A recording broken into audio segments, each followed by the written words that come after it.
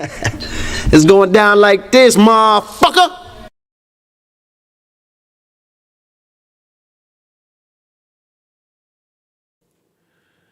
To the east, to the north, to the west, to the south, above, below, and the middle.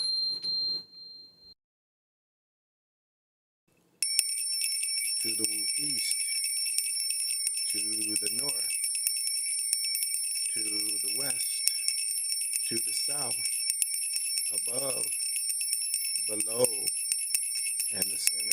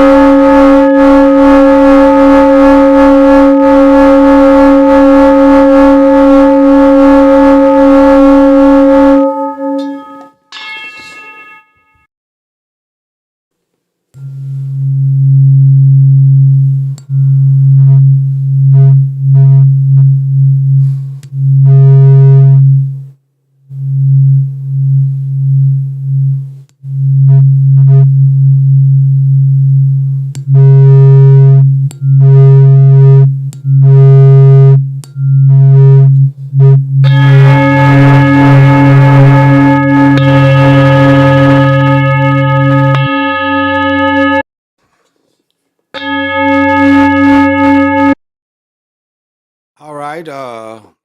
We're actually, the full moon peaked about 8:30. I'm sorry, I was in a restaurant, so I couldn't give the energy out. So I'm gonna give some, few positive. I don't know what you call it, but yeah, I want to give that out. Those that can absorb, absorb. Those that can't, that's all right too. And so I'm gonna do my thing a little bit. PJ, hey PJ, where are they? Where are they at? Damn, I threw them over there. I wanted to show you these pants. I threw them over there. I don't feel like getting up. But yeah, you had to watch the show earlier. Let's see if I can't find this jacket to these pants, I might have to get up and show you. But if you look at my show earlier, look at them pants. But yeah, just feeling these energies. What's funny is like the moon is east of me. And like the way my building is, it kind of blocks my backyard from the energies. But the energy is coming down no matter what. But it's like I put a lot of stuff in my front window because that's where the moon is right now. And so, if this is your thing, I'm gonna bring up something old I have, and yeah, and that would go along with something like tonight. So yeah, there we go. So I'm gonna bring that up, but in the meantime, we're gonna clear some space. Um, we give love to the trees, what they have to offer. We live in the trees. Technically, we still live in the trees.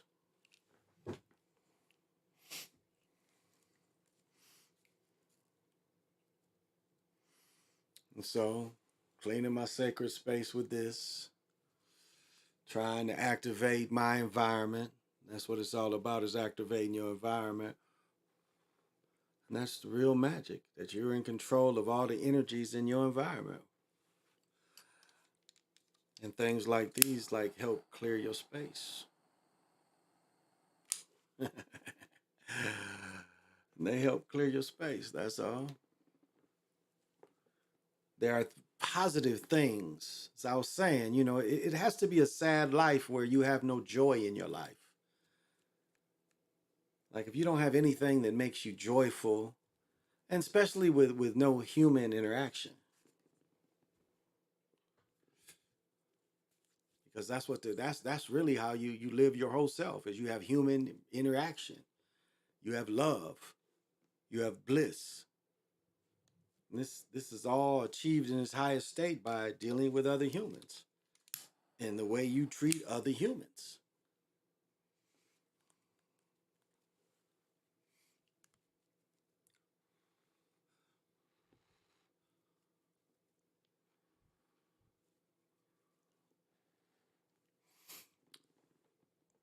And so it's good to love. It's good to love, to lose, love again.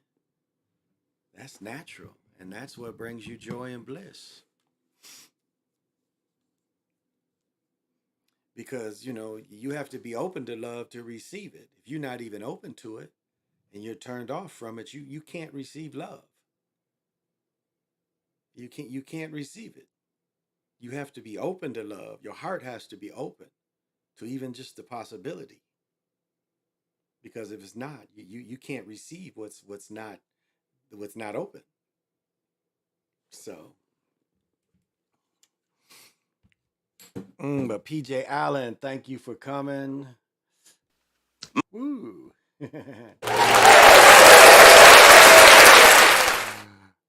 And I know you always control my bitches. You saying you can't control your bitches? What? And I know you definitely have. Got to have vision.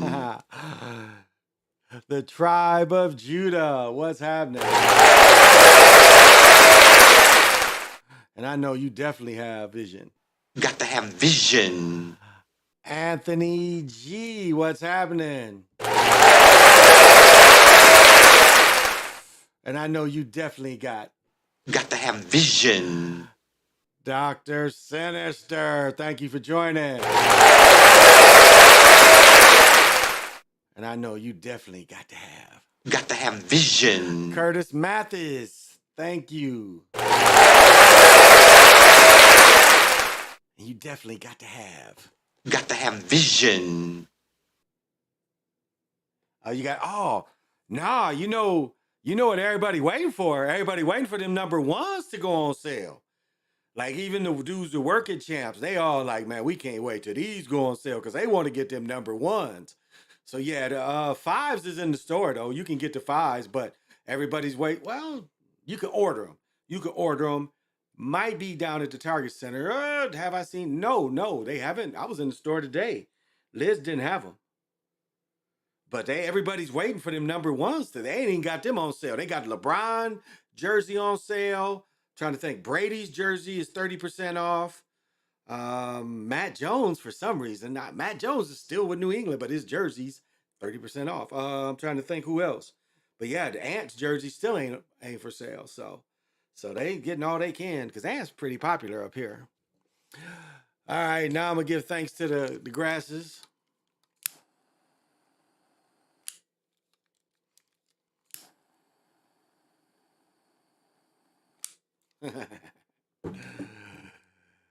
Oh,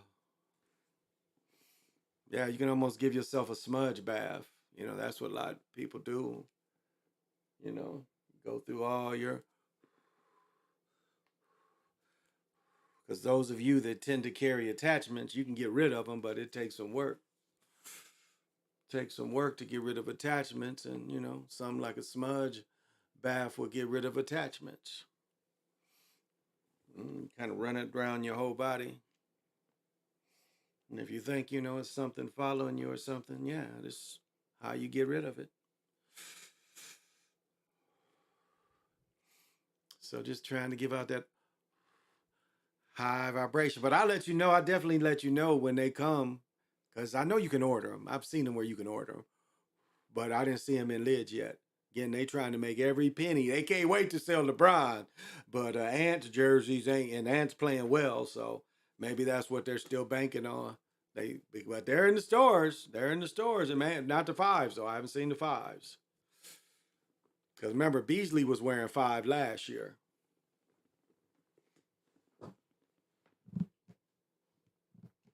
Oh, activating everything around me.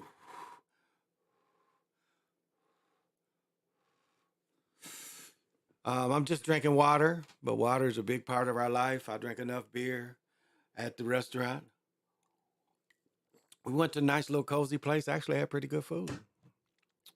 My girl was wanting to get out. I wasn't wanting to. I want to go see Denzel tomorrow. I don't want to see no bullshit tonight, because we go to the movies so much. We got free movie passes. And so, where the hell did I put the dang? Oh, there it is. And so, she just wanted to get out the house because she'd come home, she'd go to sleep. So we went and had a nice dinner. Got to watch the Twins. The Twins is on Bally. Got to watch the Twins play, and they're playing volleyball game. Yeah. All right. All right. So I do my own little exercise for those of you that like to join. Yeah. Well, you know how us weed heads are. We'll have the weed too. So those of you that if smoke them if you want them.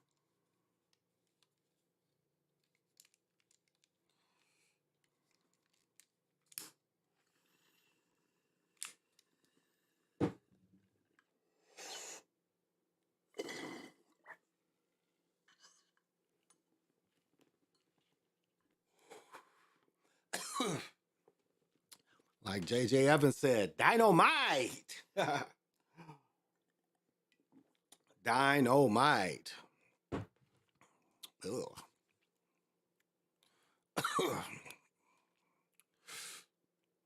It's kind of cool to see this in the shot. But like the moon tends to be related to kind of feminine energy, and so we know menstrual cycles, we know the ocean currents, and so it tends to become as a kind of feminine energy. I would say, yeah, at times it does appear to be that. And so, with saying that, the energy is soft. It's really soft and subtle. It's not coming in really hard. Like some energies, the people that are affected by the retrogrades, which they create, they create that shit. And then they talk about how they're affected by it. It's almost like karma. You kind of create that shit. Whoops. You kind of create it because you study it. So when you create these kind of things can affect you. So, you hear people talking about, well, the retrograde. Well, you fuck with that kind of shit and you think it can affect you, then it will. Then it will. And so I'm going to do a couple different, I think she did it better than I did it. So I'm going to let her do it. And I did this a couple years ago. I had a guest and she did a meditation for me. And so I'm gonna let her. I'm gonna play what she did. I hope she doesn't mind. Last couple years I've had this. She hasn't minded. So I'm gonna let this play and let y'all follow this. And I hope it helps.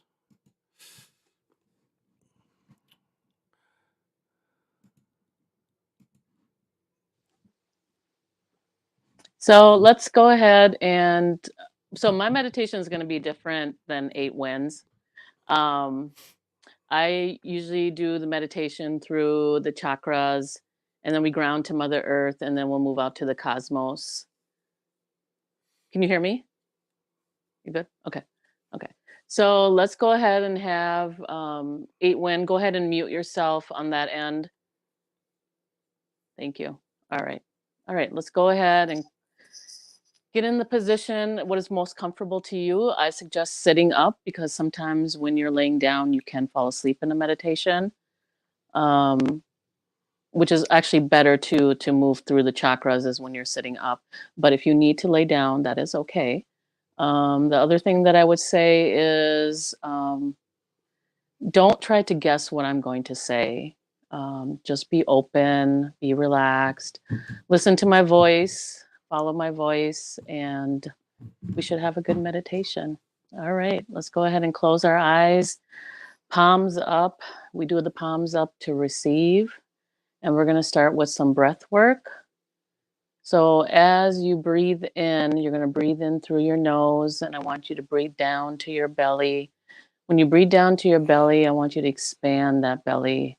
As you're breathing in, I want you to focus on breathing in love and light. Then I'm going to have you hold the breath.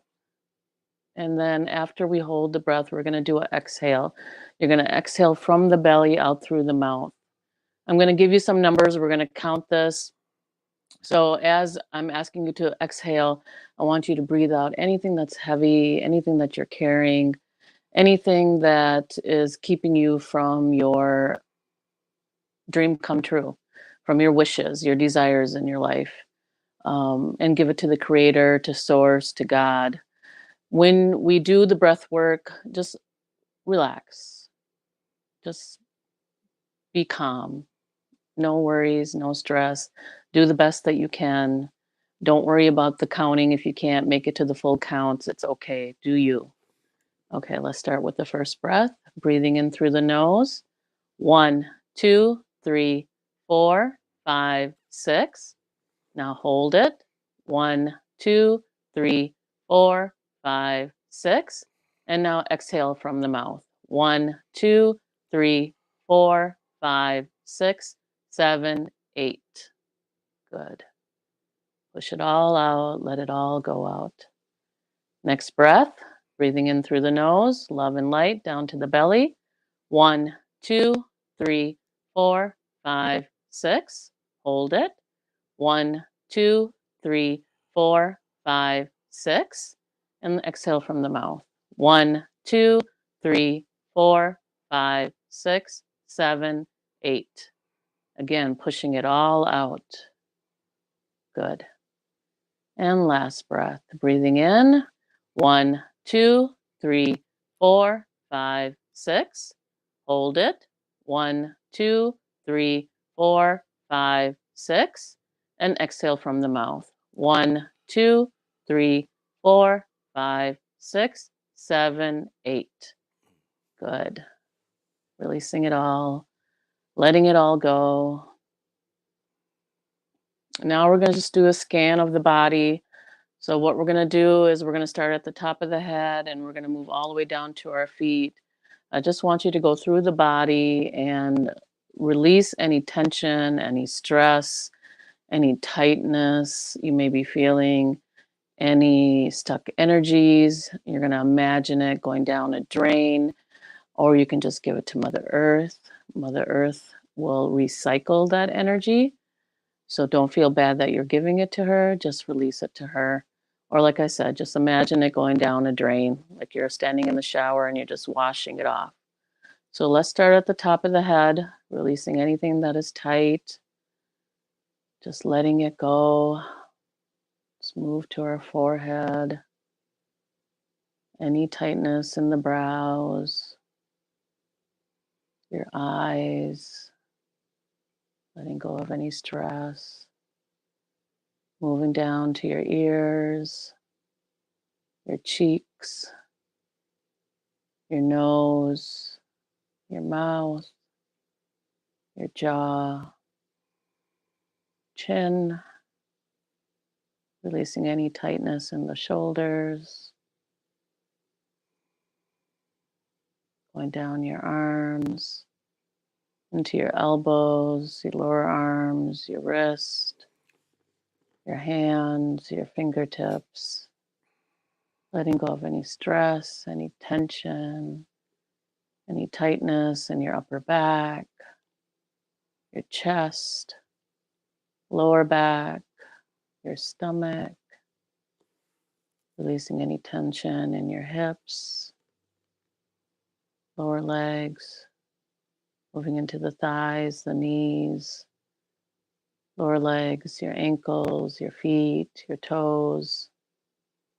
Just letting it wash away. Just releasing it, giving it to Mother Earth.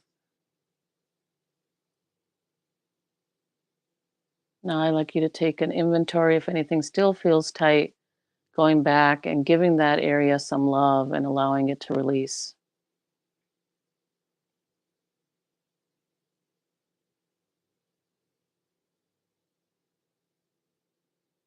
Let's start now by bringing your awareness within. I want you to start focusing on bringing that awareness from your mind down to your heart space.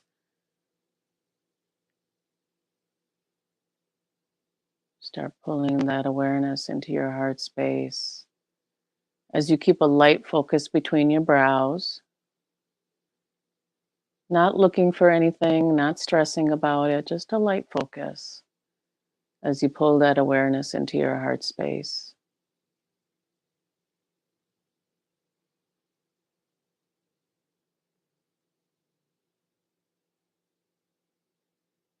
Just gently pulling it down. As you do so, I want you to listen to the sounds in the room that you're sitting in. Maybe the fan is blowing or the heat is blowing. Just allowing those sounds and not attaching to them.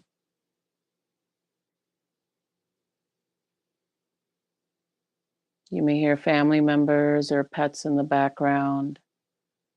Just allowing as you keep pulling that awareness into your heart space.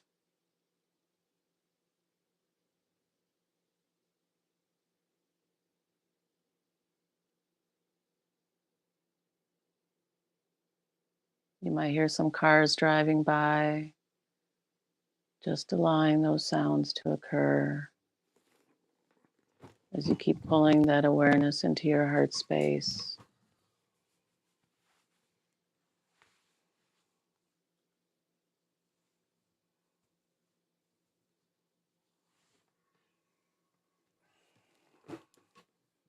We're just being.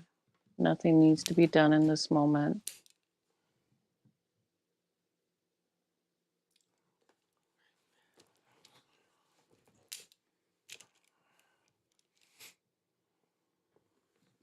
Thoughts may be rising in your mind of what needs to be done after this meditation or what needs to be done tomorrow. We're not going to attach to those thoughts. We're just going to let that energy pass as you're just being. As you keep pulling that awareness into your heart space. Not worried about the bills, the chores that need to be done.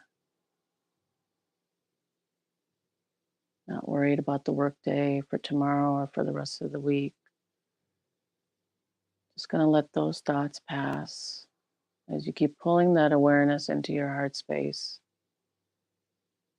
Letting go of any irritations you may have had today with things not going your way, and just allowing it to pass.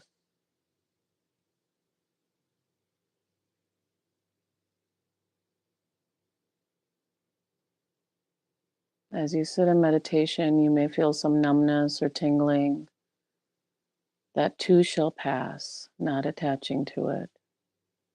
Or just being. Keep pulling that awareness into your heart space.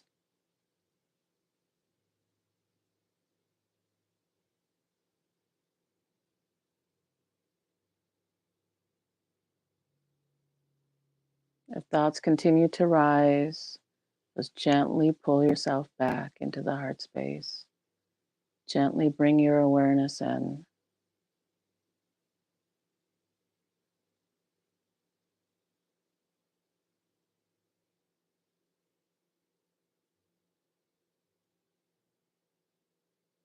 Now, being in the heart space, I want you to imagine a green lotus flower opening up. If you don't know what a lotus flower is, it's okay. Just imagine a flower opening up. This is where our love resides, in the heart space. I want you to move your awareness within the heart space, within that lotus flower. And I want you to feel that energy as it expands and moves in all directions. I want you to embrace yourself in that love, that unconditional love.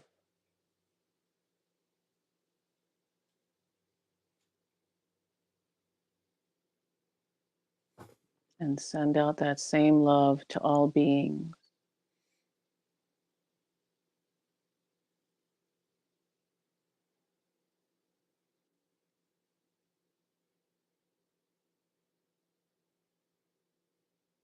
Now let's move our awareness down to our solar plexus. Your solar plexus is located about 6 inches above your belly button. As you move your awareness down there, I want you to imagine a yellow lotus flower opening up and bringing your awareness into the center of that lotus flower. This is where our will resides, our inner strength, our goals. Just move yourself into that energy and feel that energy.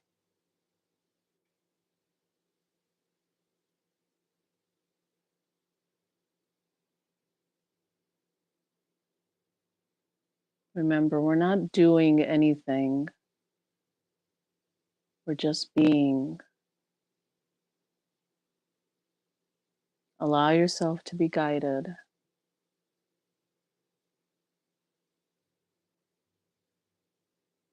Now bring your awareness down to your sacral. The sacral is located between the hips, below the belly button, where our sexual organs are. I want you to imagine an orange lotus flower opening up. This is where our passion and creativity sits. Bring your awareness into the center of the lotus flower.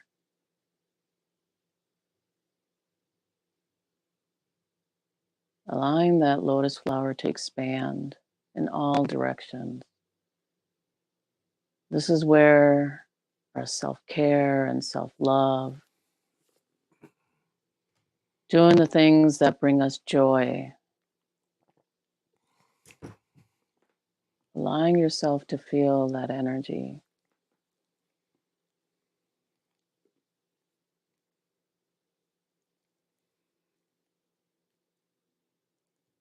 Now bring your awareness down to your root chakra. This is at the base of your spine. Imagine a red lotus flower opening up. This is where our survival sits.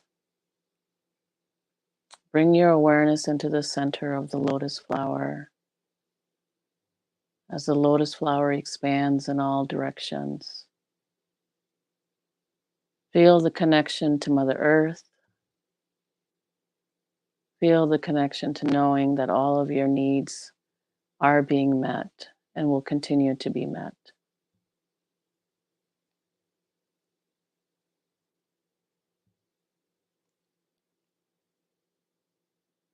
Now, as we go in and ground ourselves to Mother Earth, I want you to feel yourself rooting into Mother Earth as I guide you down into the center. Just rooting yourself, letting yourself go, anchoring yourself into her energy. Bringing your energy down into both of your thighs, your knees, your lower legs, your ankles, your feet, your toes. Bringing that energy down into the ground, into the rocks and dirt, going down the multiple layers of the earth, going down to Gaia, to Mother Earth, connecting with her consciousness, becoming one with her unconditional love. Feel yourself becoming one with her. We thank you, Gaia, for the blessings and graces that you give us. We thank you for all that you do for us on a daily basis. We thank the animals, the plants, the birds, the air, the wind, the water, and the fire for their part in our human experience and soul's evolution. Being filled with gratitude and love, now bringing that energy forth, bringing Mother Earth's energy as she gives it to us freely, bringing it up through the multiple layers of the earth, bringing that energy back up past the rocks and dirt, back up into the ground, into your feet, your ankles, lower legs, knees, thighs, root chakra, sacral, solar plexus, heart. Now move your energies up to the throat chakra. I'd like you to imagine a blue lotus flower opening up. This is where our truth resides, our communications with others. Feel that lotus flower opening up and expanding in all directions as you bring your awareness within.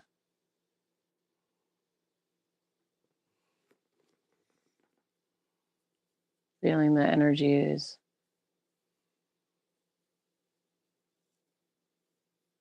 As we speak our truth, and we speak the truth with loving ways and loving words.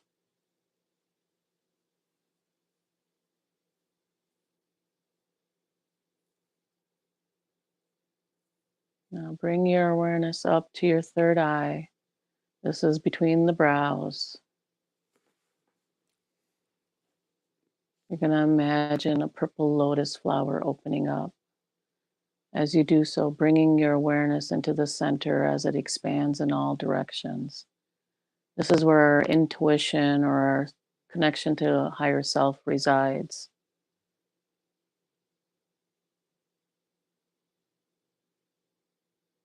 Feeling those energies of being guided, of the knowings, of the nudges, of the visions, of the hearing, the whispers in our ears of what we should be doing to continue to be on that path.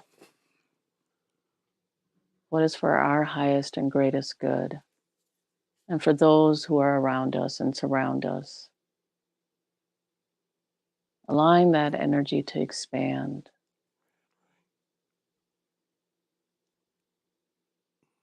Now bring your awareness up to the crown chakra. The crown chakra is right above your head, outside of your body. Imagine a white lotus flower opening up. This is where our connection to wisdom and to the divine creator resides.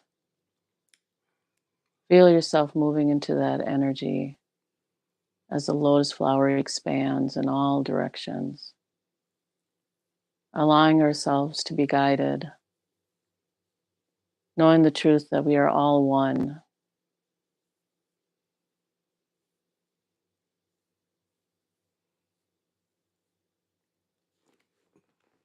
Now bring your awareness up to the sun.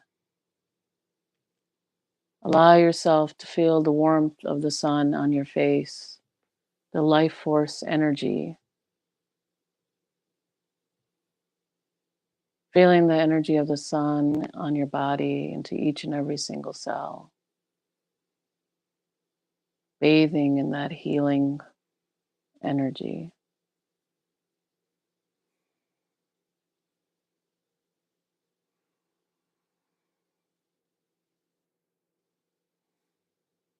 Now bring your awareness up to the full moon, where the feminine energies resides.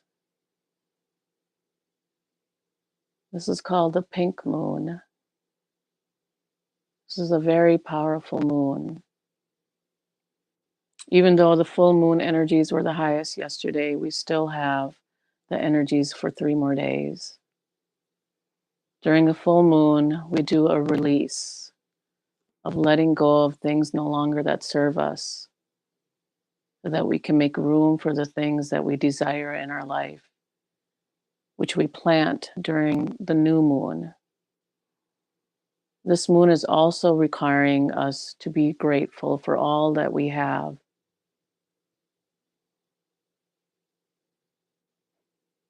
for all the things in our life that we are grateful for, so that more can come forward. I'd like everybody to take a few minutes at this point and go ahead and say the things that you are grateful for in your mind towards the moon, and then also recognizing the things that you'd like to release and asking the energies of the moon to help assist with that. So let's take a few minutes and do a release and do some gratitude.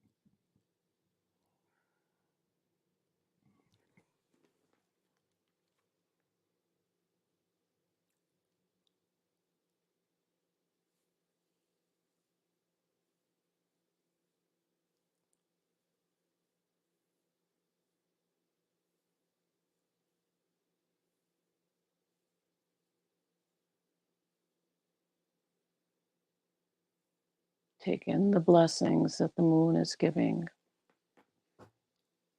the energies that are on the planet are here to help us release those things that no longer serve us.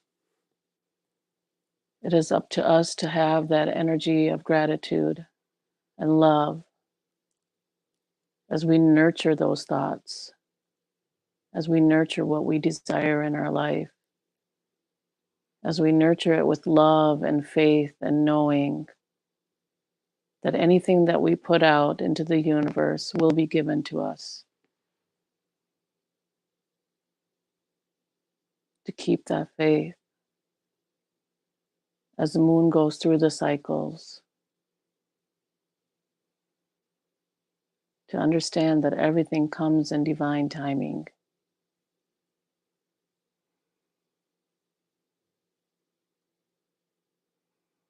Now let's bring our energies up to the stars from where we come, as they watch over humanity and its evolution, as they watch over us as we sleep, as we are all made of the same stardust material.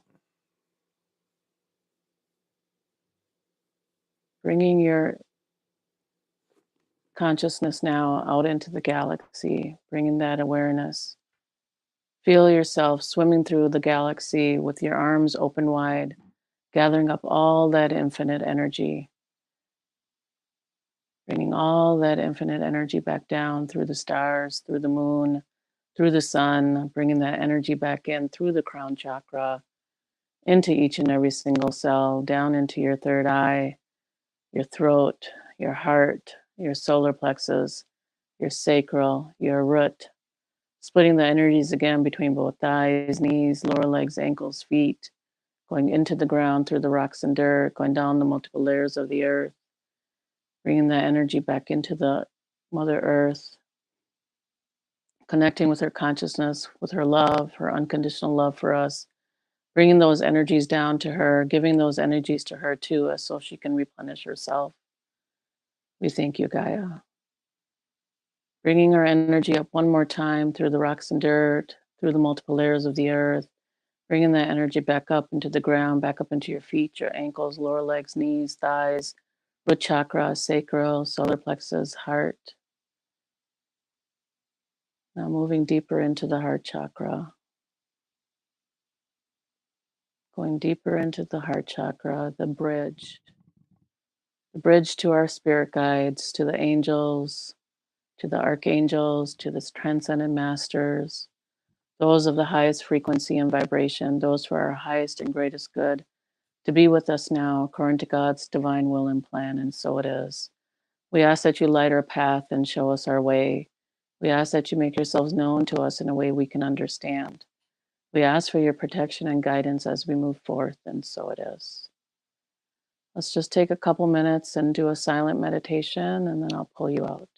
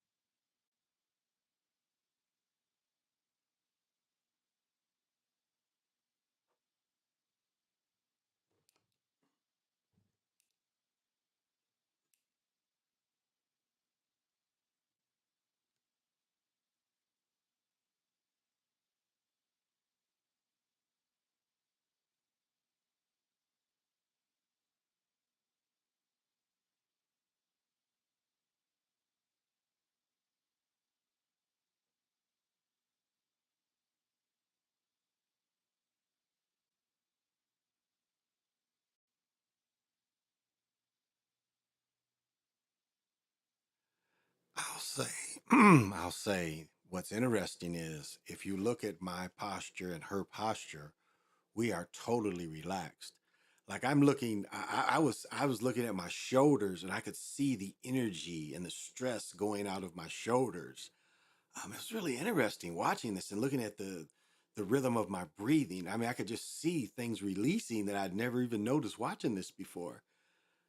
I mean, I can just see how relaxed. I mean, I am like totally relaxed. And I was like when she did the breathing exercise where she was saying release it, I was able to do it all at once, and it was like so it's quite this is quite fascinating. This is deep. Um and I hope she doesn't mind me using this. This is 2 years ago.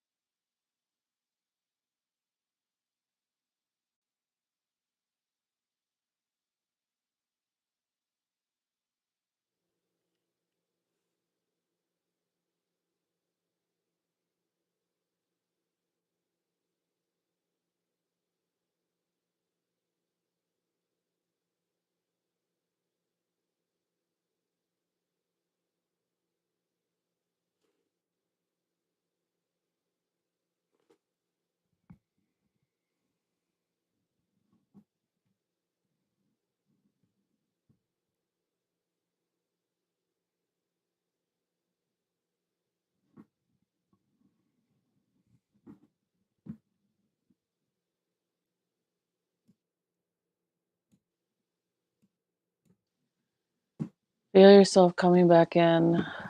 When you're ready, open your eyes.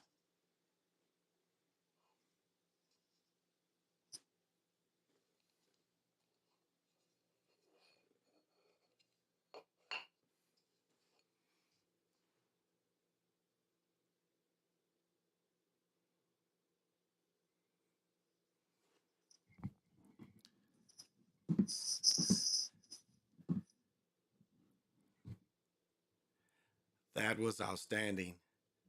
That was really outstanding. I forget how good this is. And if you looked at us, our breathing was very much in sync. As I studied, we're breathing almost in the same pattern. And so, Okay.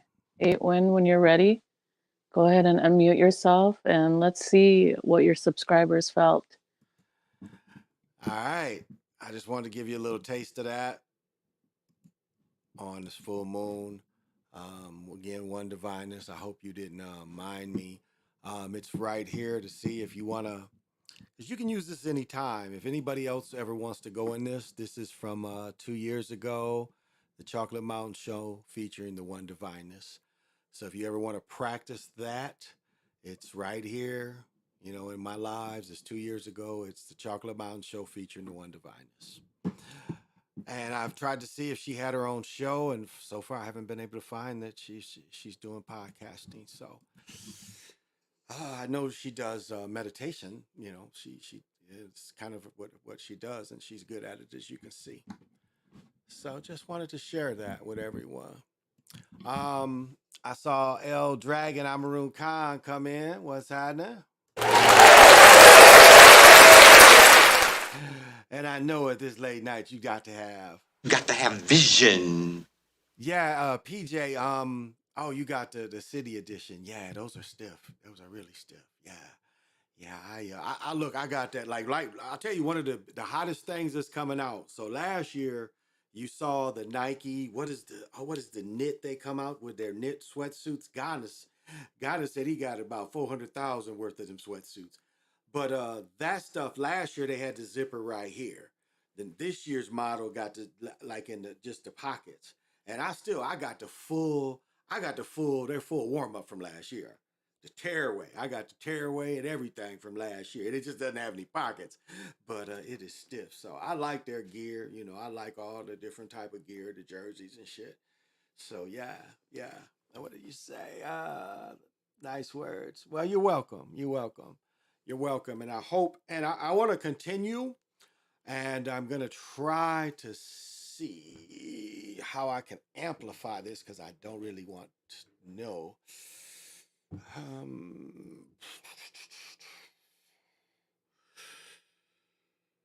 Um, Everything needs to be back in place. Yeah. Now, I did exercise before, and I think this is and if you just want to listen, or if you want to participate, it's on you. But and it's probably like I think leaving your body's not simple, but this is one of the simplest techniques that I think um, that I've heard that I've come across. The simplest way to try to leave your body. I'm only using the mirror to try to amplify so that it comes in clear. And so I'm really not going to talk to the camera. I'm going to talk to the mirror because I think I can project a little more. So, um, yeah. So I think I can project. Yeah, okay. It is. Yes, okay. Yes, that is true. Hmm. Yeah.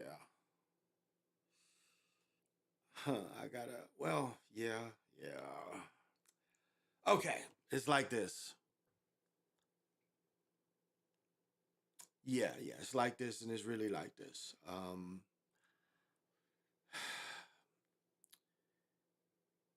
right, if you want to do it, you have to give me permission to do, or you have to give permission to do it with me. Now, if you don't give permission, then you won't be affected. Yeah, that okay. That'll be simple as enough. Because this can be a little bit intrusive if you follow along. because I am amplifying. So I wanted to say that. Yeah. The guys like hit me before I started. Like, yeah, you can't be intrusive without warning people. See, yeah, I'm amplifying with this, but only if you want to participate. All right. Only if you want to participate. So I'm gonna be talking to the mirror and not really talking to the camera. It's gonna be not. It's gonna be pretty quick, but not too rushed. So all right. So you can keep your eyes open. You can close them. It don't really matter. You can receive. You can absorb this any kind of way. The way I'm gonna push it out, it's gonna hit your imagination no matter what. So really, the main thing is just to sit there. And as you sit there, you have to feel the pressure on top of your head. You really have to feel the pressure on top of your head. And the pressure on top of your head, you have to start feeling the sensations of something twirling around your forehead. And there's a spot right almost in the middle,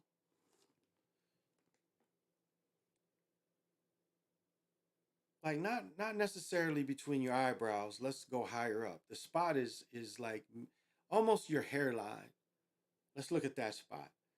Now, if you can feel right there in that spot at your hairline, there's energy right there. And it's not necessarily your third eye. I mean, your third eye does, you can put energy through this spot, but there's a spot there that's just always energy. I mean, the mirrors are the best thing to see this. And if you can really feel that, and we're talking about like right here, like right here. Yeah. If you can really concentrate in right here, right there. That's all I need you to do. You can concentrate on that. All right. So as you concentrate on that spot, your hairline, feel the pressure, feel the energy. You know, that if you want to imagine it or if you're looking in the mirror yourself, the way to feel it is it's like almost like it looks like, when you're driving on a hot road and you see a mirage off the highway. That's really what you like how it is. That's how that energy is. It's like right there all the time, but you really have to look at yourself to see it.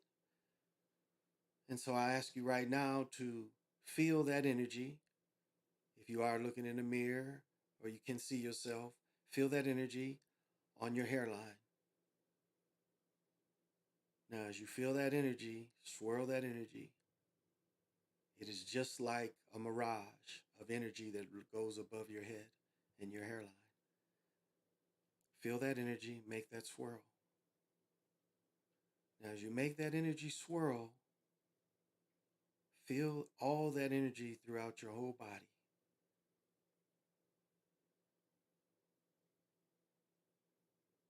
Now, did you feel that swoosh of just lightness? Just the swoosh of lightness as you expanded that energy through your whole body. Now, most of you should have felt that almost like a breeze came out of nowhere. That's kind of the way the energy came through. Now, take that energy that you felt like a breeze that just came through and focus everything to go right through the middle of you like a pipe almost, right through the middle of you. Focus all that energy from your feet. Let me uncross my legs. From your feet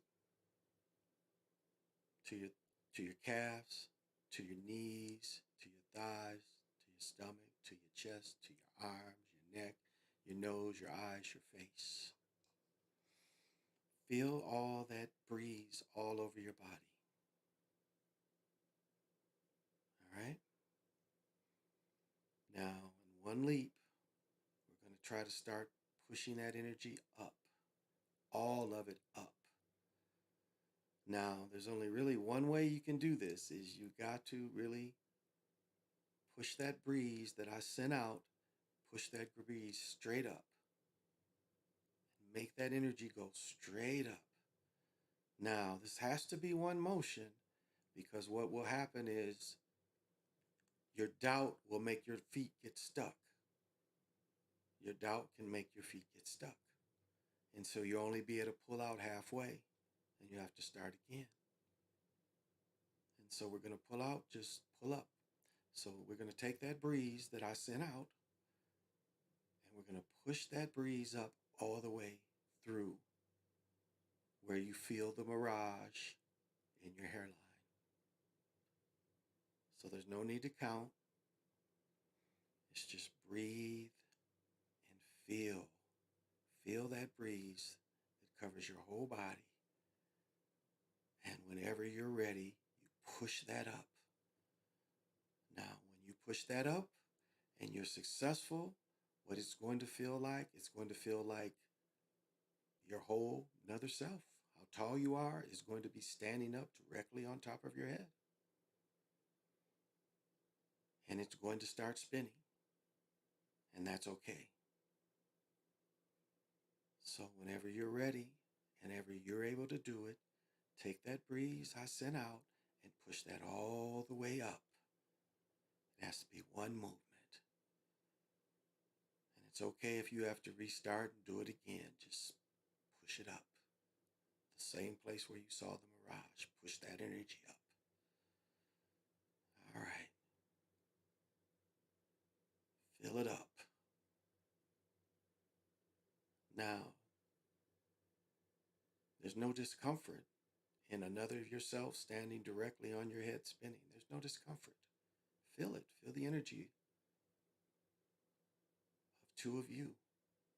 But yet it's your light, higher self. Now, take control of it spinning because it's going to want to spin. And that's okay. If you're still feeling it spin, that's okay. But feel the whole body from the feet all the way up to the head. Now, look all around from on wherever you are, wherever you're situated, look all around from your higher self standing on top of your head. Wherever you are in the room, take note of the whole room from that position.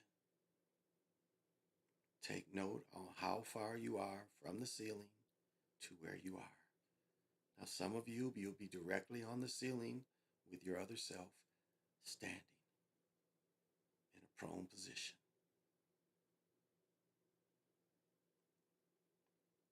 Now, take note of it from the ceiling down, however high you are looking down.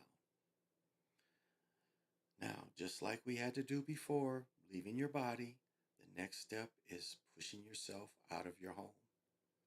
Now, I hope I'm not rushing you. I am on the second floor. So for those of you that are on the first floor and have to go, we'll take a couple steps. Now, take that light body and push it up. We'll go like everyone's on the first floor. Push it up through the floor and to the second floor if you have one. If it's not a second floor and you're out of the roof, that's okay too. Because each person has to take his own step in his own circumstance. So for those of you that are on the second floor, take note of what it feels like to be on that second floor. Look around, take note, feel that you feel your other self on the other floor of your home. And for those of you that are waiting, I'm sorry, I have to do this in steps. For those that are in other places. And even if you're outside in a free space, because someone's listening to me outside and I feel it, it's okay. Just take yourself up. Just take yourself up a few increments. Now, for those of you that are inside and need to go through your roof,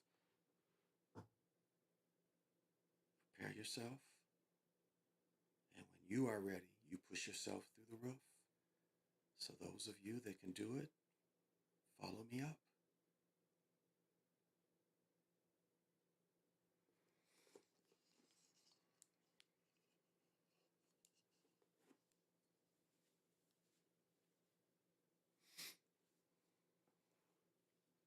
Now, again, there's no wind.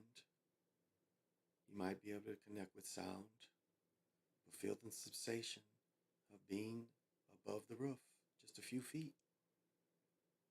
You know what it looks like. You see it every day. Look around from that vantage point. Feel the sensation of being there above your dwelling. Look around, take note. Feel it. If it wants to spin, that's fine, but still spin with control. Now, just as now we're in free space, we're going to go up high enough to see your whole block. Now, those that can push through, take that breeze I sent out and push it all the way up. Up and high enough to see your whole block. If it has to twirl to see it, twirl, but take note. Move around, see it, feel it. Feel the sensation and the power of the area you live in. And knowing that you can be spiritually above it and in control. Look at the little details you might have never noticed because you can see it from this vantage point. But you see it so you still know it because you've driven around it, you've walked around it, so you still know all the vantage points. So you do know what it looks like.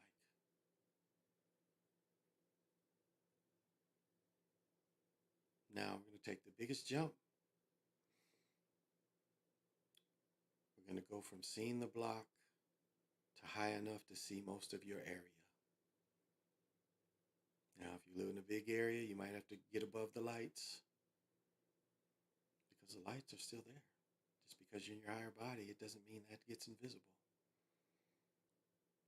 But yet the lights don't affect you as much. So push yourself up high enough to see your area. Be a suburb, a farm, tree. I'm sorry, not a tree, but wherever your area is, be high enough to see the whole area that you live and feel that sensation of being and seeing that. Twirl, fly, float, but feel the sensation of being your other self and the freedom of it. And then look up to see what you see, what you feel. Some of you will feel the sensation of almost like another ocean. You'll start smelling it. You'll start feeling that. Some of you might feel a little bit of cold because all is possible to feel at this altitude that we're at. I can't really take you any higher than this. This is high as your light self needs, and this is about my ability to project.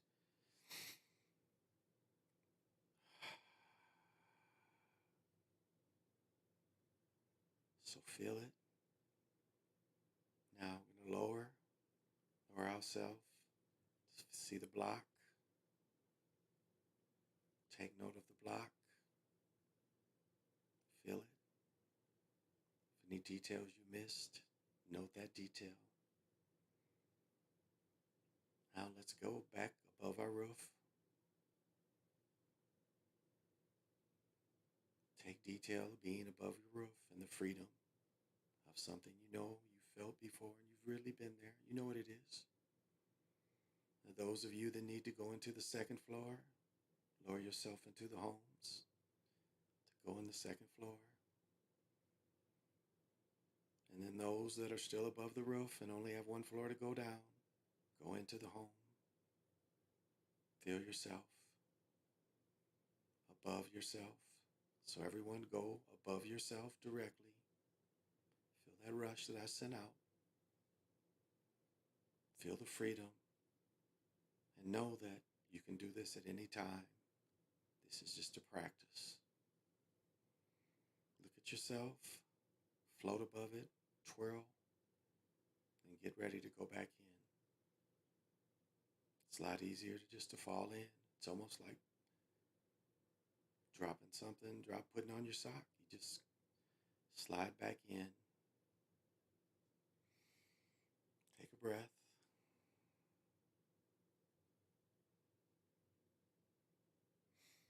Okay. So I don't think that was too intrusive. The breeze was that just happened. So it came. So I hope no one felt intrusive. uh, so that's just something that you can practice of those that it's kind of a simplified way of getting used to your light body. And as I've said before, you really don't want to pass or die without knowing what it feels like to leave your body. Because if you wait till death, it's so easy to get scared into going to reincarnation or replay, however you want to see it, however you want to look at it. It's so easy to fall into that type of trap, to do it again, and everything goes away. You wasted all the knowledge, all the DNA encoded in you to be your higher self. You kind of give that away. So this is an easy practice. I'll say this, Shungite with that practice seems to help your light body come out your body quicker. Again, something like this would be great where you could hold this. You literally could hold this and do that practice, and it would, you really wouldn't even have to think about it. There's times where I've grabbed Shungite and just closed my eyes, and literally my light self would just project. Like I was just drinking coffee one day, and I just grabbed a piece of Shungite that I was using to filter, and maybe I was putting them in, and I just grabbed it and closed my eyes, and all of a sudden it just shot up. So this is something I think that can help that. And so wanted to put that out there. And that's just, it's on you.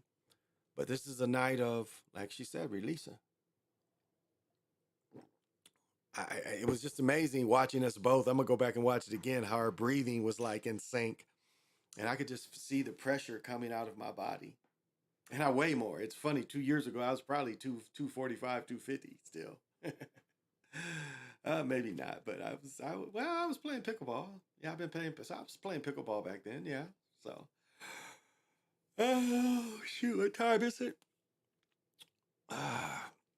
I didn't mean for this one to be very long. I don't think I'm playing pickleball in the morning. My knee is sore. So there's a couple other things I did want to come up with, and I'll see if I can find better pictures of it.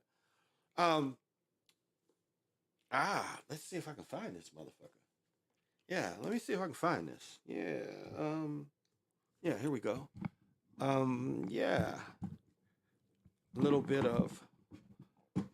I've showed this before. Well, maybe not. There we go. All right. Let me find this cat.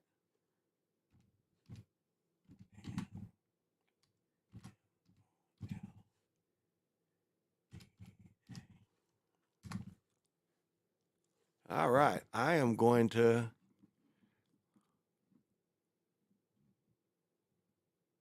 Yeah, okay. I'm going to play this. I'm going to play this. Fair use. Before I play this, I'm also do what they do. This book right here. You think sports aren't fixed, and you want to know the history of how football was put together and how the fix has always been in football and it's never went away. And now that the leagues are ingrained with the betting, remember, the NFL is the only league that allows their players to bet. Now think about this. Think about this. Do you know how many athletes know each other? Do you know all the inside information you get from being a pro athlete and you're allowed to gamble? You got a cousin, brother, teammate that's playing pro ball somewhere and you know he gets hurt, nobody knows? It's so much inside information that athletes give each other. The other sports don't allow it. NFL allows you to gamble. So I'm going to play this. This is fair use. What is this motherfucker's name? This is 8 years old, so fair use. I don't charge for these videos anyway, but I'm going to let this play. This is Dan Modelia from the book Interference. A bombshell book which just came out last week, and it makes some pretty hair-raising charges against a lot of folks involved with the National Football.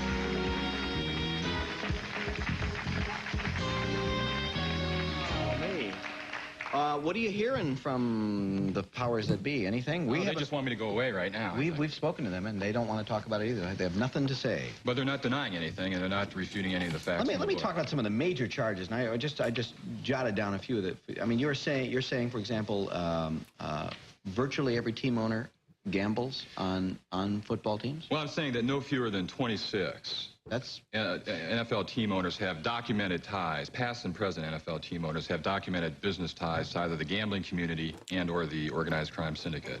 I'm also saying that no fewer than 70 NFL games have been fixed. Now that's pretty rough stuff. You're saying no fewer than 70 NFL games have been fixed. You mean the outcome, the point spread, what? I'm saying the points were shaved and thereby fixed. Yeah. How does this happen?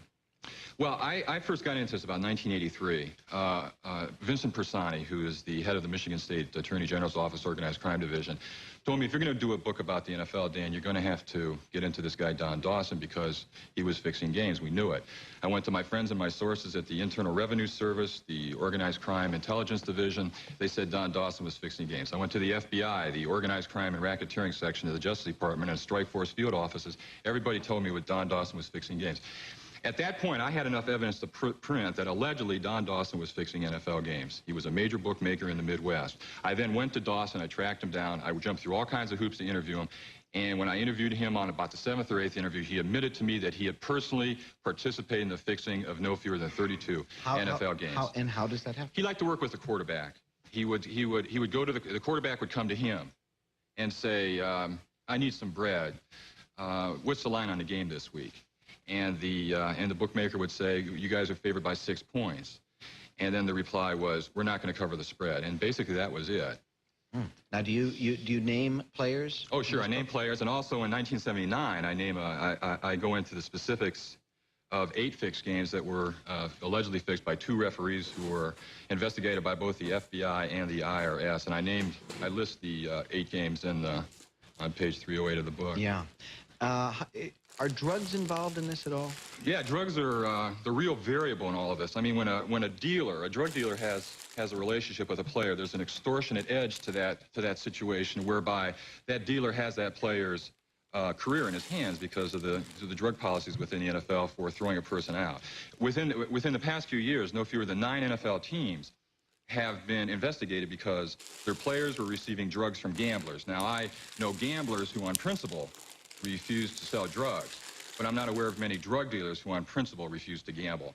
And the key here is that the NFL is very aware of the fact, and their worst-case scenario is the player who's strung out can't pay his bill to his dealer, and so the dealer comes to him and says, "Hey, you owe me money," and the dealer says, and the player says, "I told you I can't." Let me say this. We're talking about in the 70s where cats wasn't making a lot of money. 60s and 70s, cats wasn't making a lot of money. So, I mean, some of them cats, like, was probably during the season in the 60s and 70s and maybe in the early 80s so it wasn't hard when you got all your other bills that you can't pay your drug dealer. Let me say that. But most players made enough money to pay off their drug dealers. So I wanted to interject that, but let it go. I'm gonna let it play.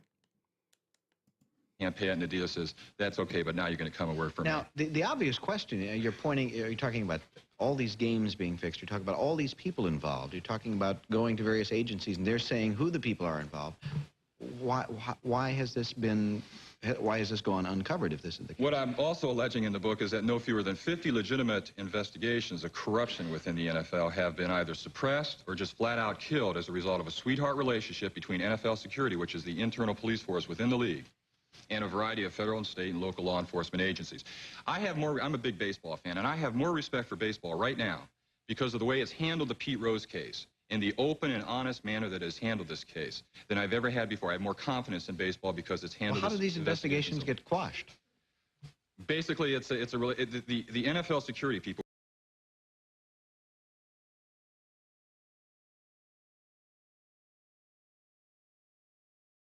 That's interesting because he's kind of contradicting himself because all of them are scripted. So do you see that? He's saying that football is scripted, but he just kind of said that he didn't think baseball was scripted. Isn't that interesting? He said football's full of gamblers and full of corruption, but maybe not baseball. So you see how they have to straddle the fence? They're all corrupt.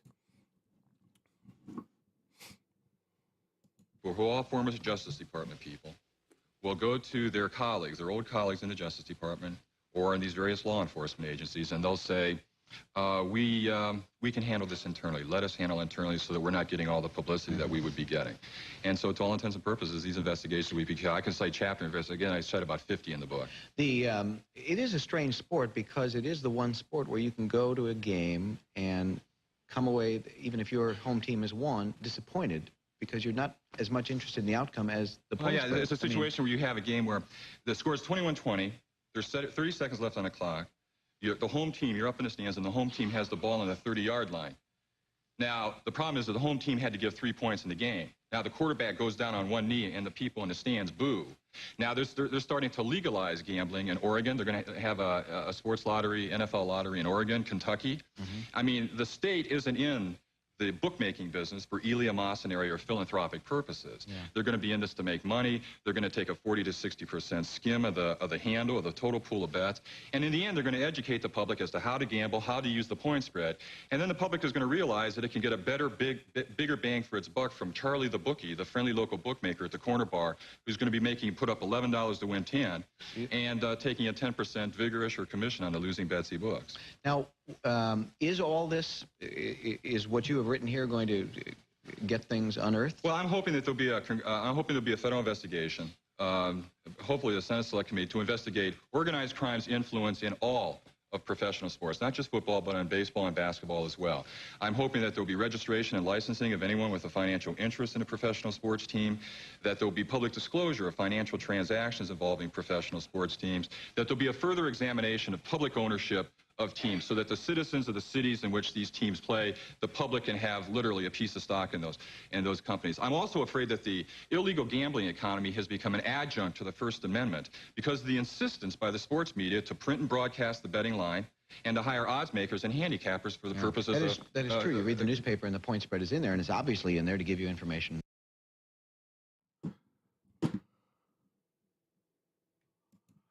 But also, the NFL gives you the injury reports. So not only is the point spread in there, the over and under, the injury report is in, is in it as well.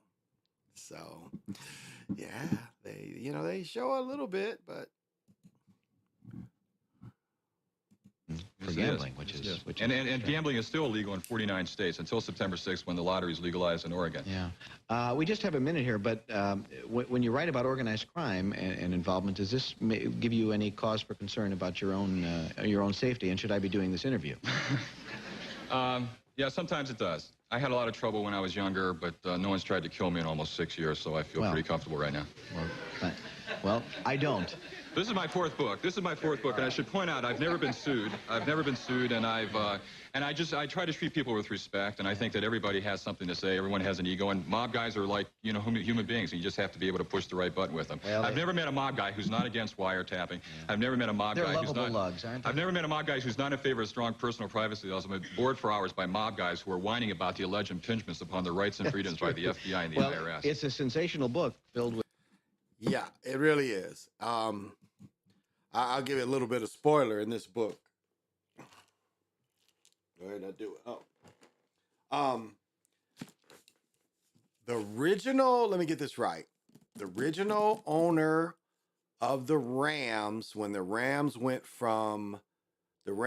in Cleveland at first. They were the Cleveland Rams. Cleveland went to LA. That owner was a longtime gambler, and you can read this in this book, named Carol Rosenthal. This dude was a historically known gambler, and the way he dies is this dude is like a lifelong swimmer, but all of a sudden he gets caught, on a day where, what do they call that little channel you can get caught in? Riptides. So they say he goes for his ocean swim where he never really went really deep. You know, in the ocean, you can go up to your shoulders and not be really deep. So he would do this, but all of a sudden they said he got caught in the riptide. So he got hit. But you know, this is a book that, you know, it like if you study this cat, you see how the cat, you saw his flaw. He's like, wait a minute, what, baseball? No, no. They they did like they made, it's not that Pete Rose didn't, Pete Rose was good at what he did. And that's why they came on down on Pete Rose so hard. Pete Rose was a genius. Pete Rose Pete Rose looked at what everybody else looked at, and he made his bets being a strategist. And he really was a genius. If you like read the part where his bets and his betting, and he bet on other sports too. Pete Rose, and that's why they got him, because he was good at what he was doing. He understood, and again, insider noti. So you look at the cheat, and the cheat is cheating because the whole system is a cheat system. So that's why they want to come down on Pete Rose so hard.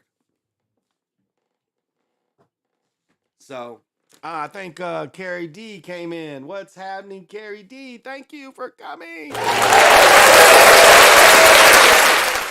And I know you definitely got to have. Got to have vision. The other thing I wanted to talk about, Jamar, saw you this afternoon. Thank you for coming back. Jamar, 3224.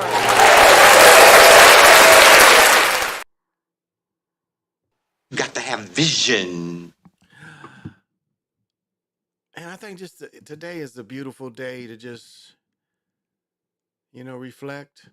Like some people just have a sad existence. Um,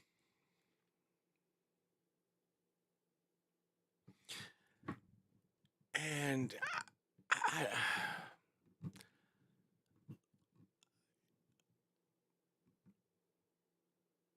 I was seeing if anything else he had that was interesting. But like I can't imagine like having like going through life and it ain't nobody. Like I can talk stuff to like my friends, like my best friend. I called him up one day because I had heard a joke and I'm like, hey yo, I was like, I need to borrow some money. He's like, how much you need? And I started laughing. I'm like, no, I don't really need no money, but this is a joke. And I'm like, but I can't imagine that it's like no one that you don't have in your life you can talk shit to, you can tell, confidence to. I mean, that's a sad existence.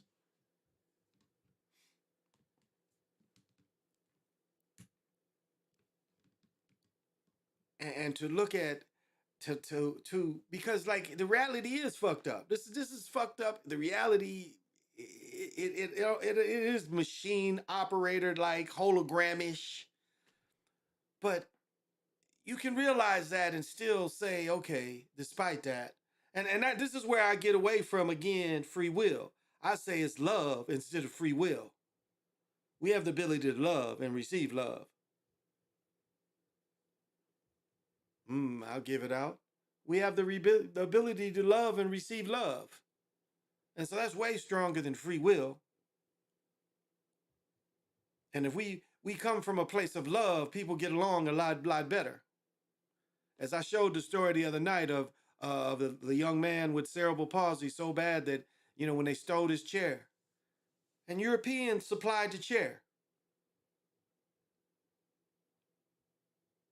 And so it shows that we as people, we actually can get along despite what this is. Because no matter what it is, you still got to shit, you still got to wash your ass, and you still got to put on clothes and do something.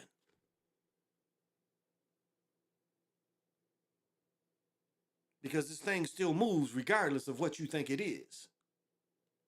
And the existence is so much better when you live your existence with love. Now, I ain't saying be a sucker and be a simp. I ain't saying that. That's not really love.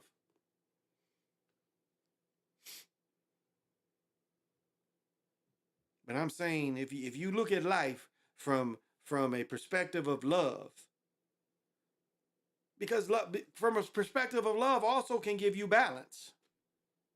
Because it doesn't mean you're in love with everyone. It just means that, and that's where when Tim Frisk gets into lucid living, that's exactly what it is. You become the watcher, and you let it happen as the bubble unfolds. Because again, what's but you expect something to be behind the door when you walk outside, but until you walk outside, it don't really exist. And so just like water hits you, it's like you walk out into the water. Wasn't even there, but it's there because you expect it to be there.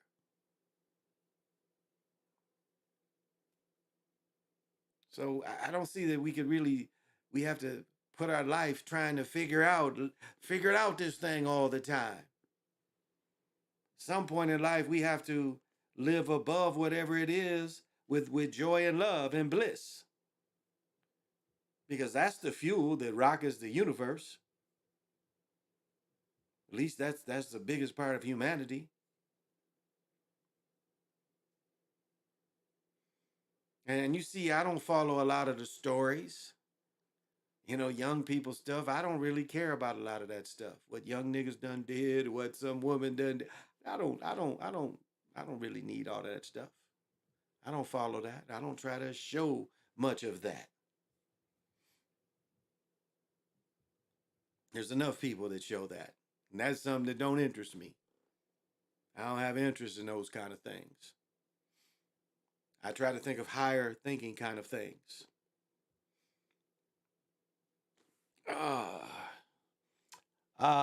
Researcher 2022.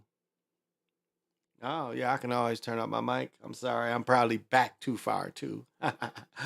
Thank you for joining. Got to have vision. Thank you for joining. Yeah, I'm back too far.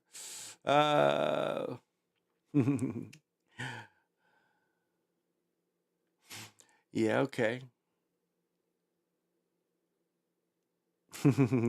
Yeah, it's too low vibrational. Absolutely. It's absolutely too low vibrational. And that's what, now see, that's the trick. And I agree with the giver in Pennsylvania. This thing is here to try to throw you off your spiritual self. It's absolutely there to try to throw you off your spiritual self, off living your best self. And that is the trick. And I say that you can beat all that with love, joy, and bliss. Because it's like I've said before, I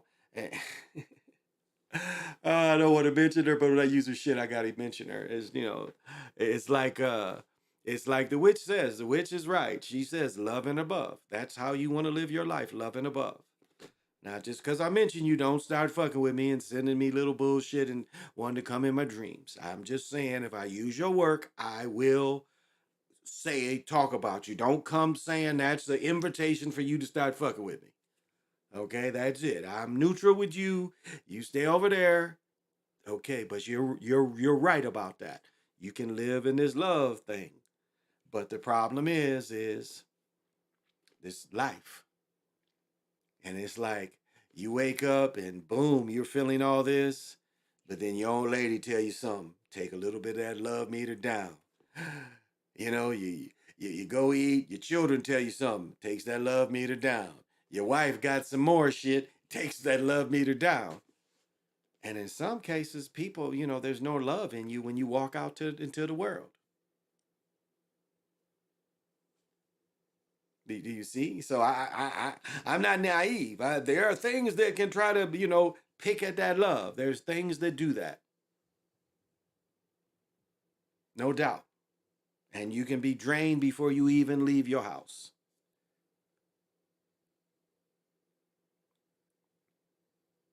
But there's one saying that the Gnostics say. The Gnostics say, even when things are bad, life is good because it's life. And that's why there's people sitting in a prison in Colorado right now rather than being killed and put to sleep. They say, hey, you gonna let me sit in this box and feed me? And okay, instead of killing me. That's why they appeal. Because they would rather be alive in a box than be dead in the ground box. So even when it's bad, it's good. And as my old college saying, you got to fight even though you want to cry. So the struggle is there. But the mastery of it is when you live in joy, bliss. When your wife tell you something happened, you're like, it just bounces off. You're like, okay, I'm gonna handle that. When your children tell you something is going, boom, that bounces off. Your wife tell you something else. So by the time you step out, as I said, every time you leave your home, you should be a Super Saiyan. You should face this world. When you go into the ocean that's outside your front door, when you walk into this, you are a Super Saiyan. And if your love meter is love and above, that's how you face the rest of the world. And that's how your home should be. They should feed you. Your home should feed you. Oh, I forgot to call my mom. Let me text her. I try to call my mother every day. Oh, I think my mom was feeding. Oh, did I send her this? Yeah, somebody send me this. I must have. Huh, okay. Got pictures of my daughter swimming. And that's how you really, that's the positive way that you should start your day. Forgot to mention yesterday that you got you got a singing bowl. Oh yeah. I didn't do any live because I was trying to see with this microphone how they sound, and they sound so much better on the board. So if you didn't catch, I did go through the singing bowls. But yeah, it's and like learn what tone it is. I'll show you just what's interesting. It's like this one, like if people who can throw their voices, you can almost like the singing bowls almost like in a room like this, there's crystals that kind of react to the singing bowls, which is really interesting. That the crystals actually react to the singing bowls. So I'll start doing a singing bowl and the crystals, I'll start seeing crystals. But I don't know if this mic is gonna catch it, but it's like it's like a person that can throw their voice. It's I start hearing it I was hearing it against this whole bookshelf because I had my eyes closed and I was just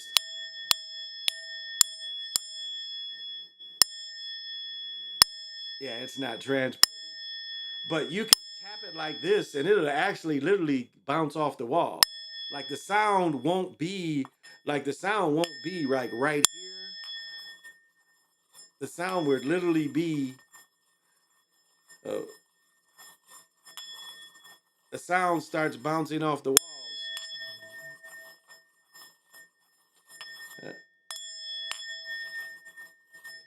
All right, you don't want to play.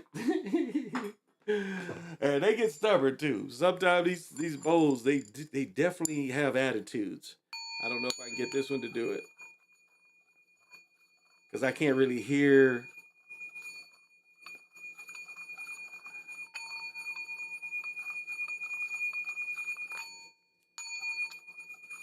Because these little ones they'll start really literally bouncing. I'm having a hard time hearing it when I'm twirling. I'm not hearing it right.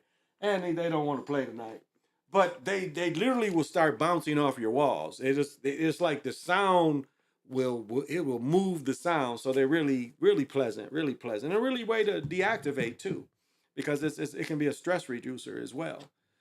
People don't understand. You can heal with sound. I mean, it's like even this. Like sometimes I just run this all around me, and then sometimes I shoot energy into me. I'll literally put this on my heart. I'll put this on my lungs. I'll stick it on my third eye. I mean, you hear that, and I'll stick that vibration. I'll stick it in my body, and so you can heal with sound. And so that's bowls are one of the first steps of healing with sound. Yeah. So I hope you enjoy it. Yeah. I got the chakra set of 7. The crystal bowls. You got the crystal bowls. Wow. Oh, you got the whole bowl set. Nice. Yeah, that is really nice. Now, wow, you got the crystal ones. Yeah, I broke. Well, it got chipped, and my son he had it. So yeah, I saw a set like that. That's nice. That's really nice.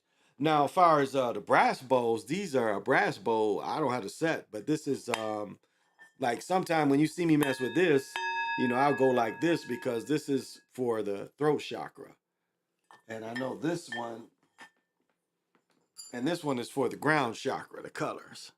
But yeah, the crystal bowls are really nice. I mean, you can get those going. And um, yeah, because it was like, I remember I got my first crystal bowl, and it's, they're so big, and it's like, boom, I just hit them. And then, even getting them, when you twirl them, you twirl around them to get a good vibration. It's really, it's like my big bowl. See, I don't want to knock shit down, but my big bowl back there, like this is probably one of my favorite things. This brass bowl back there, it's one of my favorite things because it's think about this, and this is all crystal bowls. They're always moving, like even air blowing on them. I mean, they're always kind of vibrating. And I've worked with that big one enough. It's always like once you put energy in it, it just keeps giving. It's like almost it enjoys playing. Like the more energy you give it, the more it gives out. And if you really like listen and close your eyes and turn everything off, you hear how long that sound actually goes. And the big bowls, like they go for a while if you really listen to them. Especially that one. I mean, and I have a crystal inside of it. I have a patite. No. I have a, yeah, I'm old man it right now, but I have a crystal in there. Let me see. It's called Spanish argonite. Argonite. I have a blue argonite that it's the bowls. That blue argonite is for the bowl. And it's like that. So it's like part of the argonite kind of got maybe wet or something and kind of painted itself a little bit in the bowl. So it's physically there too, but it's like the bowl puts out a vibration and then the stone starts putting out a vibration at the same time, and it's really quite an experience. So, and the crystal bowls again, you're starting with the crystal itself, and you get those, and the chakra set, and so you can really go. I don't do a lot of chakra work, but it is a way to activate Kundalini. I would not say it wouldn't. It's a great way to activate Kundalini because that was like when I was listening to the meditation, that was the biggest thing that hit me. It was like when she was saying how to cleanse, and I didn't even remember what she was going to say, but like when she said it, started going through it, and I didn't go, I just like cleansed my whole body, and I just felt it just all push off me. So it was interesting. It was like, and so that's kind of how when you get your Kundalini activated, it helps releasing too. I guess that's my point. It is good and help releasing. One more thing, because I'm not gonna go a long time tonight. Still getting up early, even though I'm not gonna do a show. And I don't. Yeah, I've got to download these pictures to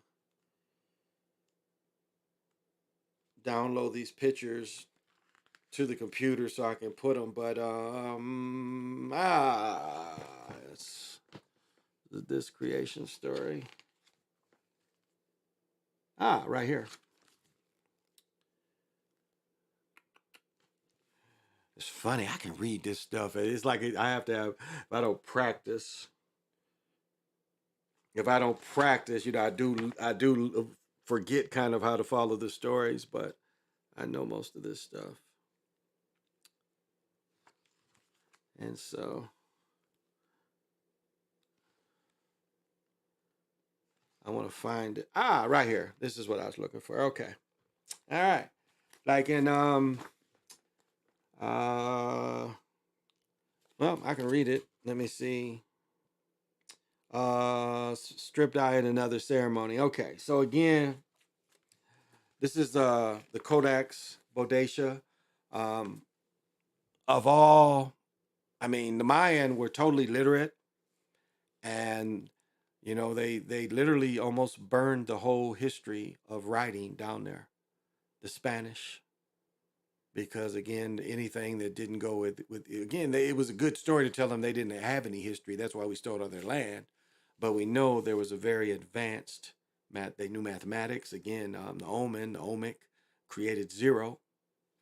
And you have to look at how did it get around the world. If the omic didn't go around the world, how did the rest of the world get zero? Especially if you want to go in and say them wizards end up getting a zero in Arabia. How did they get zero? They don't want to admit that the Omen came up with zero. They were the first ones to have to show that nothing holds value. So they had to go around the rest of the world to show it to people, or be like, well, it's just zero popped in. No. They were taught that. But as always, in the creation story, I always talk about how the sacred ball game is in the creation story. And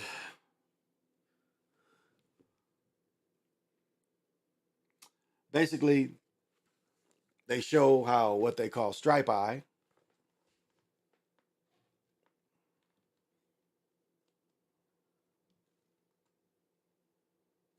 which is up here. Now, what we have is, again, I'm not remembering a lot of this stuff. I'd probably have to go back and read it. But again, it's showing him going through this stage of creation. It's almost like this is the womb, but you see movement, and then he's going to the jaws of the dragon.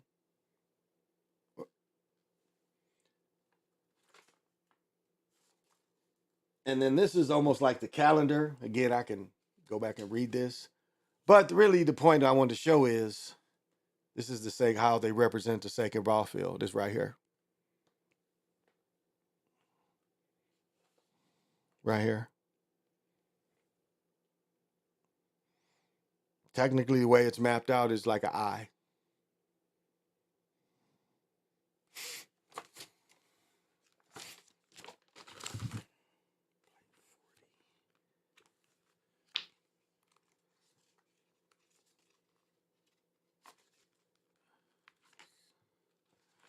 Let's see. Yeah, okay, it goes. The count begins in plate 35 at the top right corner of the image. Here we see a priest wearing a Google-eyed mask who is passing sacred bundle to associates, standing on the eagle plate. Here we see a priest wearing a Google-eyed mask who is passing the sacred bundle to associates. And what I showed you is next to the road in the ball court, the character now known as Stripe Eye makes his first appearance. And so, when I say that this is spiritual, for me, that's what it really is. This is a spiritual, it's no gain. It's something that even when I play pickleball, it's a spiritual thing to me. Because I'm glad to be on the land, which is the reservation, but I'm glad that I get the opportunity to do something I've done since I was a boy, play with the ball. The other point I want to say is what they did in conquering America and why the people understood the symbol. And the second part is, Cortez dressing like Quetzalcoatl in the all white. Because you can see description, you can see portraits of him, and he's wearing the all white. Because again, they knew that he would be perceived as a Quetzalcoatl. So again, they how did they find that out? But when they looked at this, when they came across this, they tried to say that this is, because they call this the cross, and when in actuality, this is the direction, the cardinal directions, and motion. It's showing the footsteps, showing Quetzalcoatl go to all the directions. So you see it as an X. You don't see it straight up and down. You see it as an X.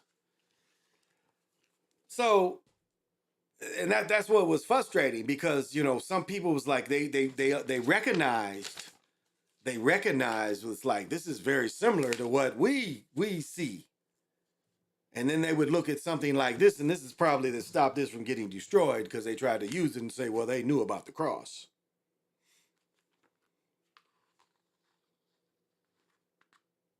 And let me see. Again, I haven't studied this in a minute, but when I studied it, where's the little, see if I can find this quickly. And again, even this, I passed over this. This is another example of the ball field. It's right here.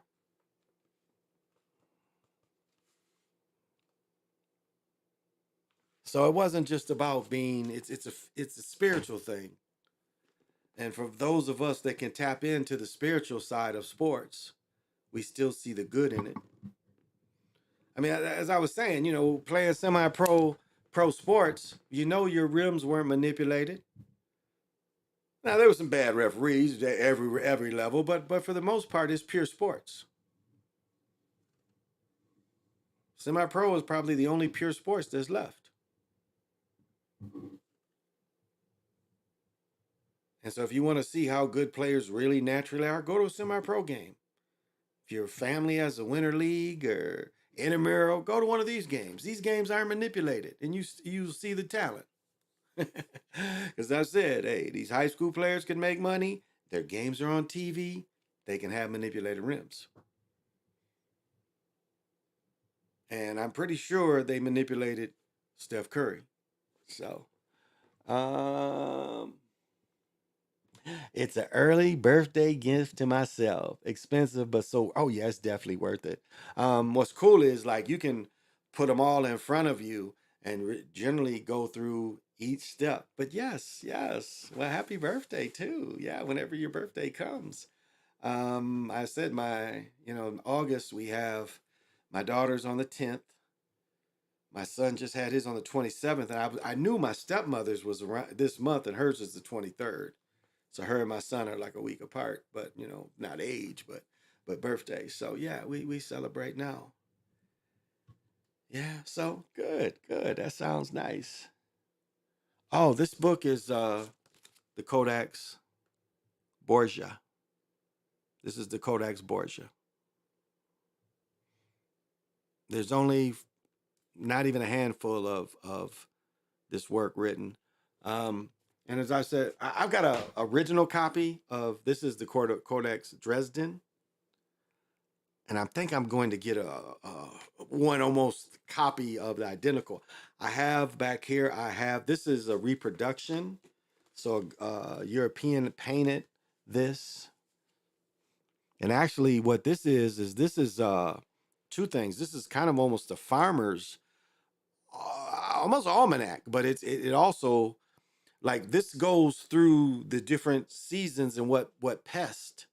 Like they show you one season, this season you might see grasshoppers, the next season you might see rodents. And do you know how much they depended on, the crops to feed them through the year? They would literally say mice or something was messing with the crops. The whole village or whole city would come out and literally walk down the crop aisles, hitting, killing whatever, protecting them. So this is still relevant today, and this is actually the oldest one. This is the oldest one. And this has a little bit, some of the symbols cross over from Omen to Mayan. Some of these symbols are kind of crossover to both. And I've showed this many times. When we look at shock, see an easy one to see.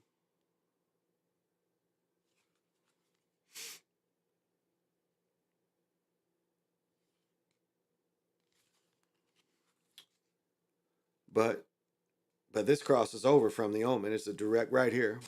When we see the big nose shock with the big nose there, or some say it's the mask. But that's actually going, it's another book I have talks about, because they don't even know, like they don't know the Olmec language at all. The very few things they have is Snake King is the oldest name I've come up with. I think it's called. One of my books talks about. There's two names. It's the oldest that you can directly see where the Omen stop, and then the Mayan come in. But they have the last two names of the Omen King before the Mayan come. So they're and like this person right there that I every night he's telling you on the bottom are the jaws of the jaguar, sacred to the omen, and then up there they have the quasi-quotal. So he's telling you a type of the old knowledge and the new knowledge blending together. He tells you. He was the one that, and it's funny.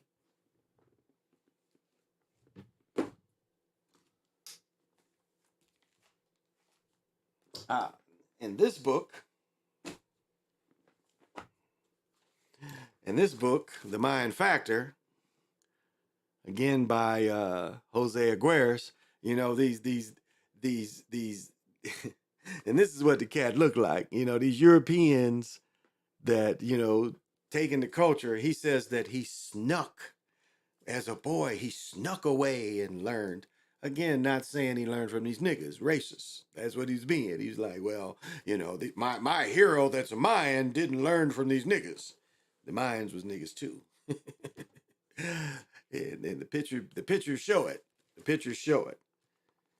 So it's interesting that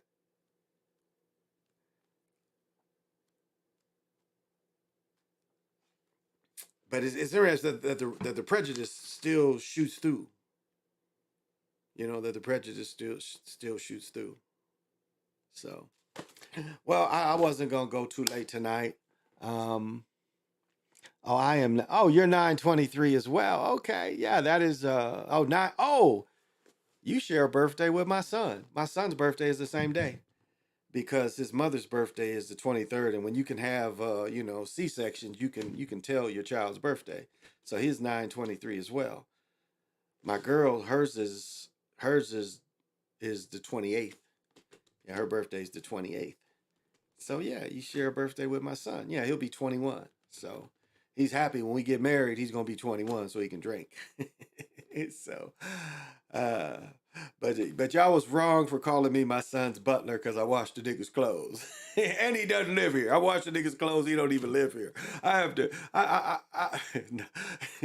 almost feel like I'm sorry, I don't mean to offend anybody, but you know, almost like a Chinese laundry. You know, I go by and get the niggas clothes and wash the niggas and fold his shit up and take it back to him. So I guess I am. I like gentlemen better. But the nigga is my son, so if that little bit helps him be successful, well, that's the little bit I'll do for the nigga. I'll do that little bit for him. But yes, early happy birthday. Definitely, definitely. That is lovely to know. That is lovely to know. But yeah, my young man will be 21, so he's looking forward to it. Because all his buddies is 21 now. You know, he's always was the younger one of the group. And so all his buddies are 21 when they had the fake IDs and shit. All these niggas done turned 21 now. So he's the last one of his group to turn 21. So, and it's not that exciting that you can buy liquor. So what? You can buy liquor from 21 until you get 100. It's not that exciting. So yeah. So yeah, that's all I had tonight. You know, I'm not gonna get into debauchery.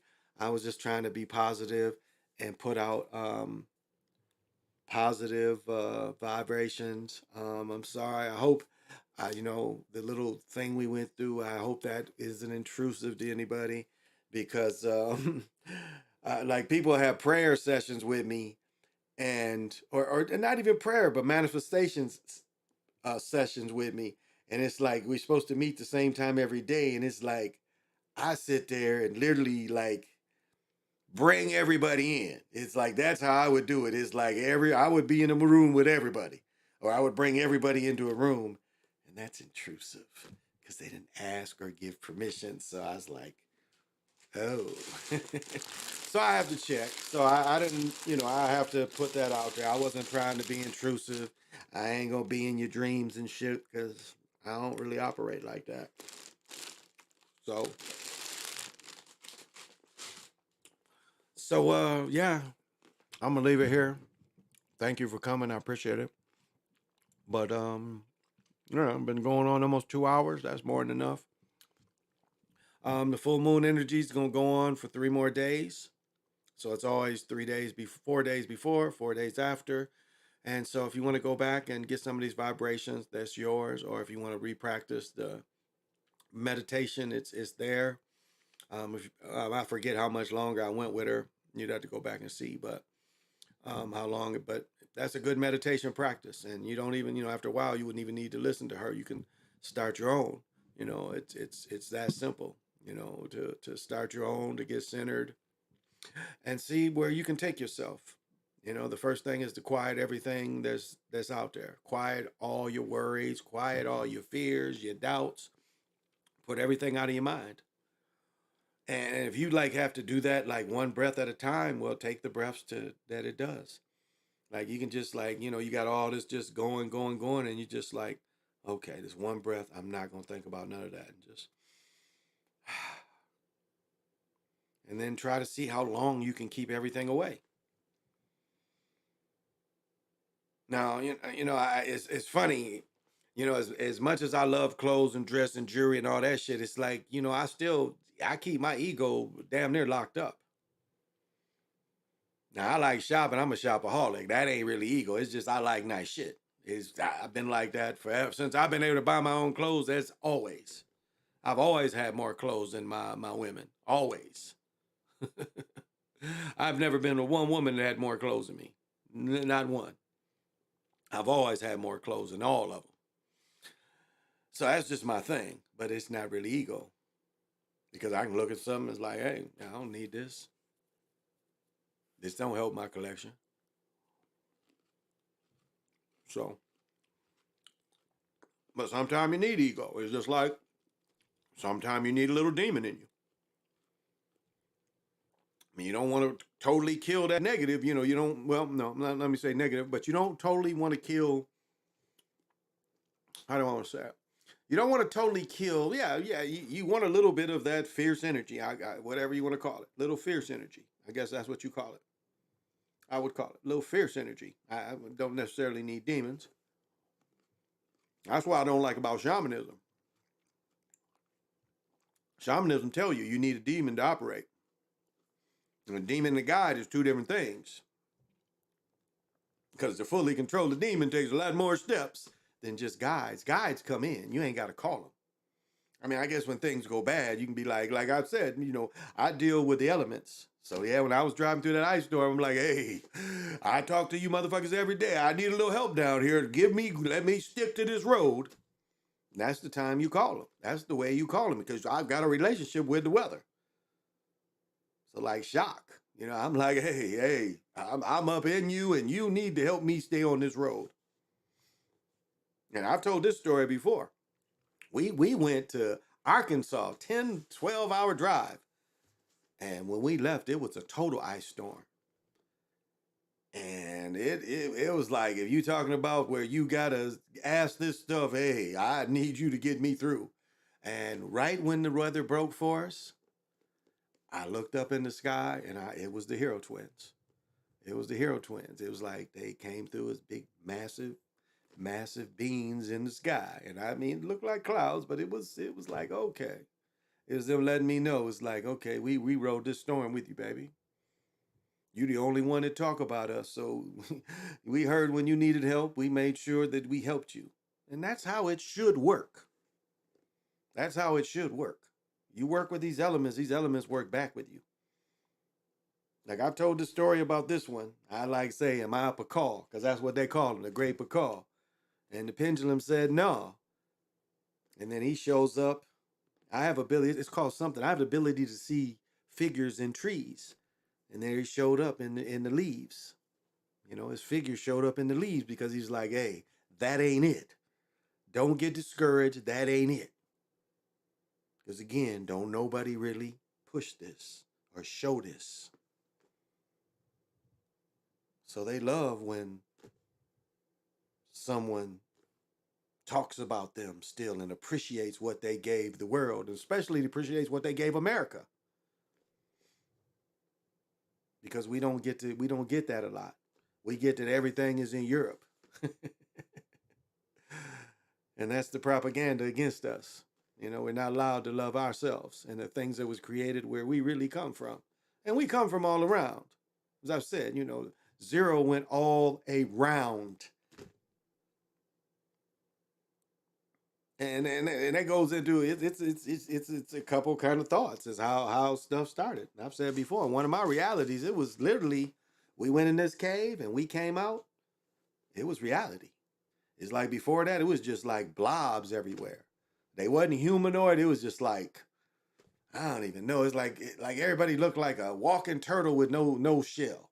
That's what everybody looked like. It was just everywhere was these like blobs of things. And every day they turned when the two suns came. They called it the sun and the sun bringer. And all these blobs kind of faced it every day. It was like these things didn't do nothing else. It was like me, and it's probably my twin. That's what I'm guessing. Me and my twin, we're like once we were born out of the mountain, out of the cave, we came out of the cave and we were blobs too, but we kind of knew where we were going. And we walked through we walked through these hills and mountains, and we came to a cave, and we went into that crystal cave. And when we came out, we were transformed, and society was full bloom. And that did not exist before we went into that cave. It was nothing but these blobs everywhere. The trees and shit was around, but that was it. It was no animals, no bugs, no nothing. And we come out of the cave and it's like civilization is just going. I mean, just like that. We walk out and it's like, whoa. It was totally transformed. I don't know how you explain that. And that ain't got nothing to do with evolution. That was just like, so I guess that could be a bang. But that's what it seemed. It's like when we went into the cave, it seemed like it activated life. As I said, the other day I was thinking about the Monkey King and boom, I'm looking at myself. I'm looking at myself. One version of myself I'm looking at is like came in and it never came in. And I was like, okay, good. It appreciates it. And so, yeah. So it's been 2 hours. I brought back the Chocolate Mountain Show because I'm not playing pickleball tomorrow and it is a full moon. And I do, if you look at me 2 years ago, I did the same thing with the 1diveness. And so I try to give that energy. So I don't believe in anything, but I practice many things. So this has been the Chocolate Mountain Show. Probably a show tomorrow afternoon. Because if I play pickleball, I'm going to play about an hour and then call it. I'm not going to really go hard if I go. Just going to try to, I don't know. My knees need some rest. So I'm right now thinking I'm not going to play. I've been listening, just got busy all of a sudden. Okay. Yeah, and for you, I know there's still a threat of the strike. The UAW strike is still going to be affected. So let me know how that affects you. And did anybody watch Jaylen Brown play on the Big Three? Did anybody watch that? Like, do you care?